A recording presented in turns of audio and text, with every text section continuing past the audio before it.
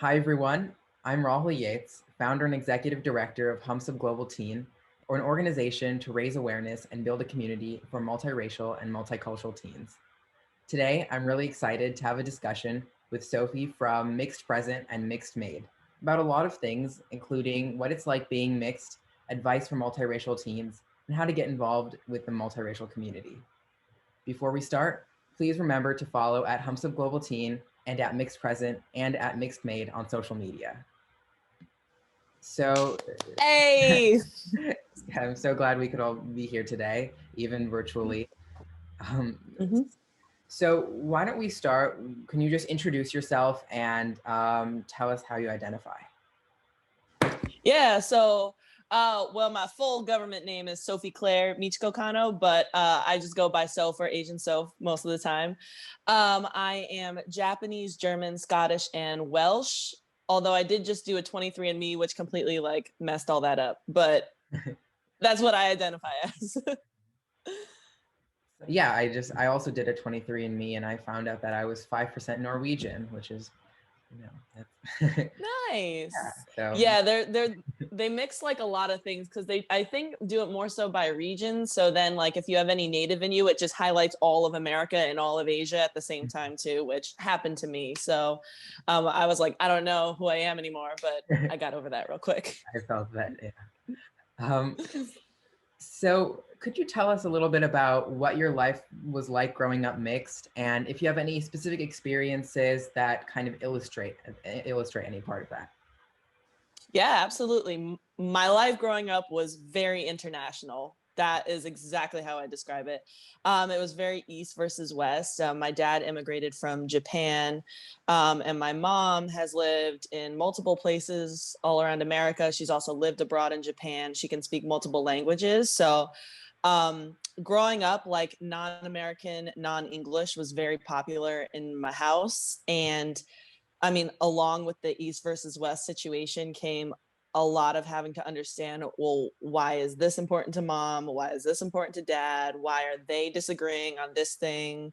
And I think when you have that, you learn that there is more than one option there's more than two options in terms of how you could solve problems or look at the world, and it makes it easier for you to I think float between groups and be a little bit more social and a lot more empathetic and understanding with people, which is really nice. And we grew up a lot with a lot of people who their parents immigrated here, grew up with a lot of Africans, Islanders, Latino people, Asians. I mean, those were most of my friends growing up. So, yeah, it was definitely a very international experience for sure. Mhm. Yeah, that sounds really interesting. Did people ask you questions like about like your race, your ethnicity, and like how would you answer those? And did that ever evolve as you grew older? Yeah. So, when you're younger, you kind of just answer it because you don't really have as much of a developed concept about race because it is a construct at the end of the day, which is what you discover as you get older. But growing up, you're just like, I'm just me. And that's my mom and that's my dad. But I do have very vivid memories of, being in Florida in like the Bible Belt and people coming up to my mom being like, are these your kids? Like, what are they like? Or like, your kids are so beautiful. Lots of fetishizing, and a lot of people saying like, oh, you're Japanese and you're German or whatever. You look like you should be like Hawaiian, or like you look like you should be, just a lot of what people think. And also something else I find a lot of mixed people can relate to for sure. My mom always got asked, where did you adopt them from? One time at the YMCA, my dad usually brought us, and the lifeguard like stopped her and like thought that she like kidnapped us. It was My mom was like, I'm their mom. And the lifeguard was like, are you, well, I'm always here with their dad and I've never seen you before. And she's like, no, I'm their kids. Like, tell them I'm your mom. It was like a whole situation. So lots of those too also. Mhm.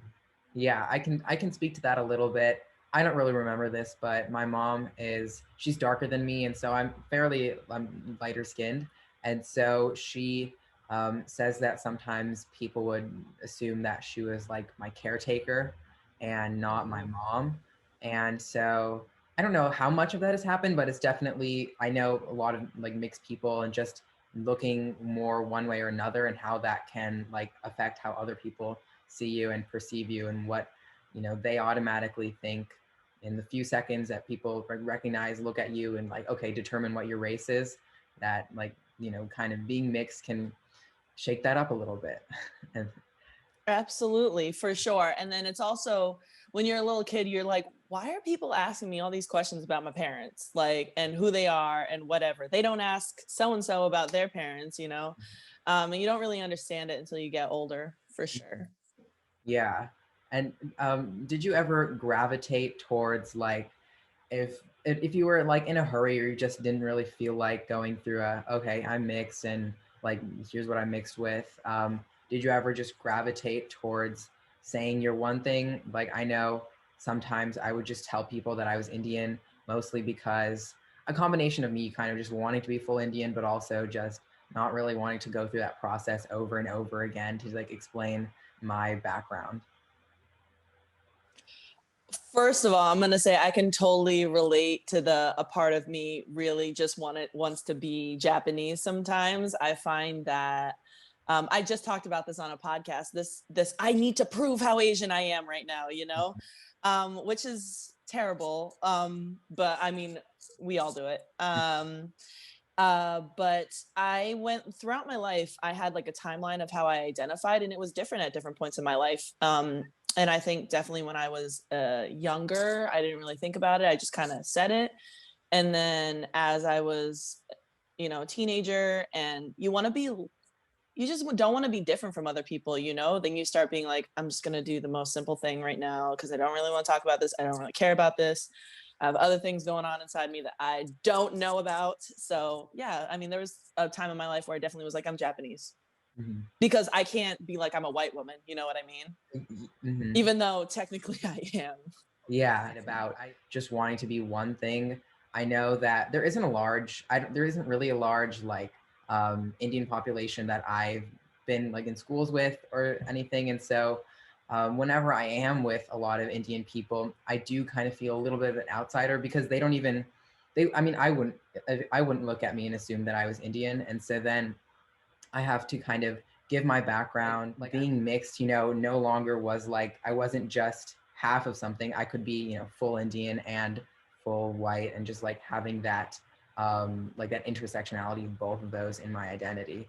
So yeah, I really relate to a lot of what you mentioned. Yeah, you know, I can absolutely totally relate to that. That first of all, it doesn't feel great. I mean, for everyone watching, it doesn't feel great to be quizzed on your ethnicity, that you grew up with it. It's kind of actually like very insulting, at least in my opinion, Mm-hmm. because it's like if so, like I had someone be like, "Oh, you're so good with chopsticks," and I'm like, "I'm Japan. I've eaten with chopsticks. Like I think I ate with chopsticks first. Like you know what I mean." So obviously, I've been doing this my whole life. I mean, it's that thing again where inside it's a lot of like racial imposter syndrome at times because you are of these different worlds that are totally different, you know, and in those moments where people are quizzing you, a lot of times it's because they're like, well, you just don't look this. So I need to make sure your insides are this thing. And it makes no sense as to why Mm-hmm. someone would need to do that, at least in my Yeah, opinion. it's kind of like being mixed in a way, as you're part of like more than you're two or more worlds, and yet at the same time you're like part of neither, and it's just kind of finding that balance between like, am I this or am I that, or like what am I? And yeah, I definitely think Yeah. that's something that we're all like find as we grow older, and I definitely know in the past couple of years I've become a lot more aware of that. From your experience engaging with the mixed community and just being a large part of the mixed community, which you definitely are, what methods have you found that are successful in helping multiracial people accept their full identities? Like, for example, I know a lot of the mixed kids in my grade don't really identify as mixed, and they'll really just say like, oh, I'm one thing, that they're more like that, if you look at them and like they look, for example, if they're mixed with Asian and white and they look more Asian, then they'll just say that.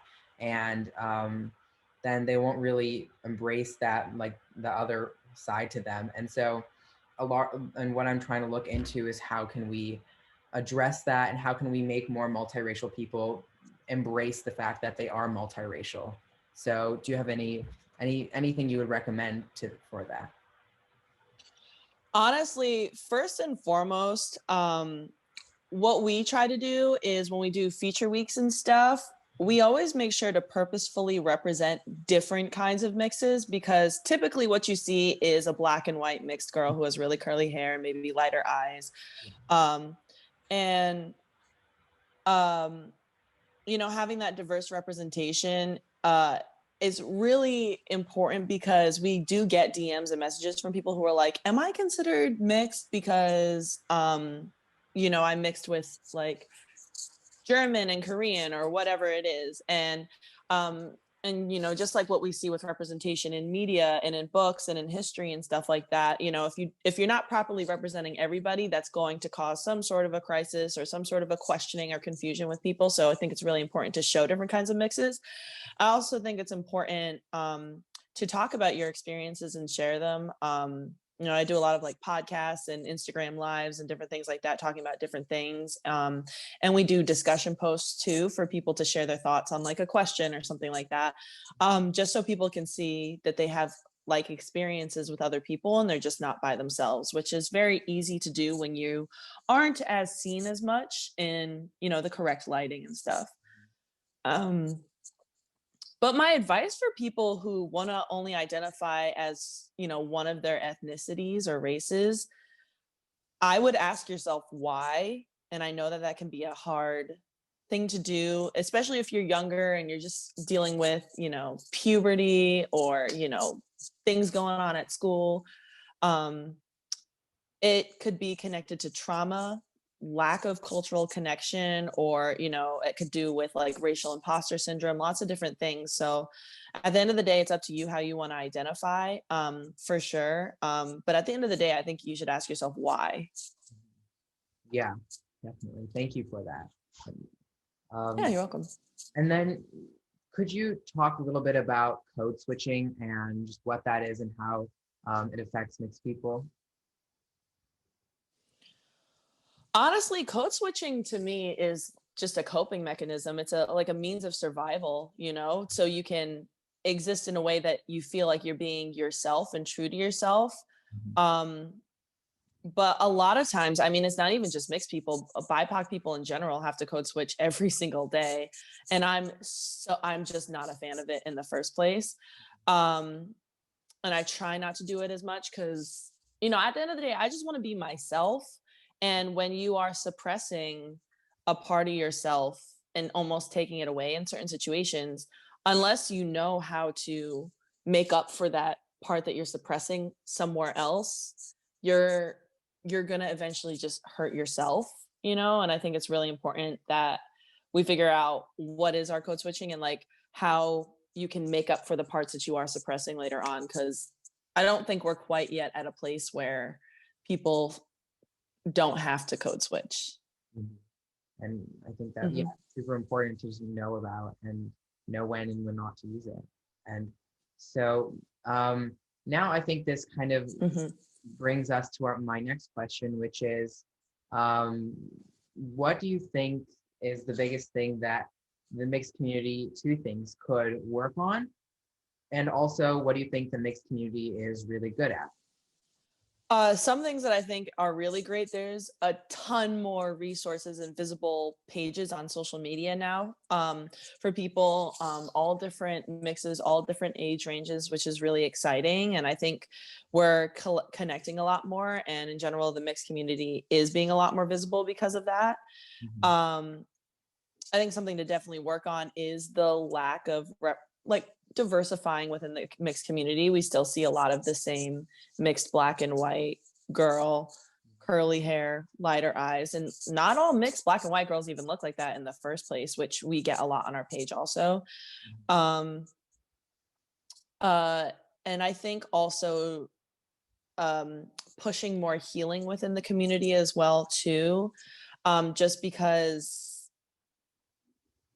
I think a lot of the times, like mixed people, when you don't have almost like a proper base about representation, you don't really know what to talk about or where to start in terms of talking about your experiences. And so a lot of times it can end up coming off in a very, I hesitate to use the word shallow because I think all things within an experience are important, but it can come off a little bit more superficial. So a lot of times you see people talk about hair, which is, a contributing factor to things, but you end up talking about hair, you end up talking about, eye color or some basic things around being fetishized or anything like that, rather than talking about, or they bring up a lot about like identity crisis and things like that, but it's not really talked about as much in terms of like why that comes up. And I think getting into those deeper discussions is really important, and talking about your individual experiences, because just because you're mixed, you're white and Indian, I'm white and Japanese, I mean, arguably we're both white and Asian, but at the same time we might have similar things, but culturally we have different things, but we might have a lot more similar experiences. And I find that even exists between people who are mixed black and white, people who are Latino and black. Like, we have a lot of shared things, so I think it's important to talk about, because that's how the community is formed. And I think that's why it's been a little bit slower sometimes, because when you are mixed, if you're not really thinking about it, you're just thinking of it as like, okay, so this girl is Japanese, German, Scottish, and Welsh, and then this girl is, Nigerian and Ukrainian, and then that girl, and it sounds like it's all these different things. When at the end of the day, we're just multiracial people, and yeah, we have like mixed ethnicities and cultures, and we don't want to lose that, but we have a lot of similar experiences from the mixing. Mm-hmm. Yeah, Yeah. completely agree. So now moving on with more discussion about the mixed community. So could you tell us a little bit about what you do in the mixed community and your multiple Instagram pages, and how you engage, because you definitely have a huge following in it. Yeah, well, MixedPresent, it's a community, it's a resource tool by mixed people for everyone. It was started by a guy named Greg, and he has helped rope in all kinds of people to help contribute. At this point in time, I do a lot more of the content creation, but we definitely have a lot of people who contribute to the page as well too. Tasha and Milena are two other girls who help out currently. And we basically just hope to serve as a way for people to feel seen, heard, and validated, talk about different experiences. I talk a lot about politics at the same time, and I'm a big social justice warrior. I work in activism, and we bring that to the page a lot too, because we want to make sure the conversation's not just necessarily around hair and skin tone and things like that. Like, I think it's important to talk about that stuff, but also at the same time bringing in these other aspects that can affect the individual cultures that we are, because at the end of the day, when you are mixed, you are, in my opinion, a whole member of all the things you're mixed with. So even though I'm white and Asian, anything that's impacting the Asian community is impacting me as well too, in some way, shape, or form. So it's important to talk about that stuff also. Some other great pages, Mixed in America, they focus a lot on healing. It's run by these two amazing girls. I was just on this podcast, Militantly Mixed. There's just so many resources available. So definitely continuing to promote those, so we can continue to, cast our net bigger and stuff like that. Yeah, that's really amazing. Do you have any thoughts about Kamala Harris being the vice president-elect, and if that, what that means to the mixed community? Well, politics aside, because I think that's a deeper conversation. In terms of just the representation of it all, I think it is very important that our first female VP was, I mean, she was mixed, but she was mixed Black and Asian, and she is mixed Black and Asian, sorry. And I think just having that representation is so important in any shape or form anywhere, because now the possibility of being a female VP or even being a female president is it's possible. Because when you see someone do it and basically trailblaze that for you, then it just opens so many doors, and it helps with people's confidence, and it helps people have, again, a way to feel seen and validated. So I think that that's important. Mm-hmm. Yeah, I completely agree. I think you talked a little bit about this, but for somebody who is looking to get more involved in the mixed community and learn more about ways they can get involved, what would you recommend their first few steps be? First, I would say just check out our pages and the different resources that we share. I mean, the podcast episodes that we can be featured on, you can listen to. There's an Instagram live series that I did on racism and allyship. And then Greg and Milena did a series on just being mixed in general, which was really amazing. If you don't know what Loving Day is, I suggest you learn that. That's a really good first step. And I think just do a deep dive on the social media pages is awesome. And then from there, you can take it even deeper. There's lots of books available and like articles and different things. One of them is this book, Raising Multiracial Children by Farzana Nayani, who's also a friend from LA. So again, there's like lots of different things that you could do.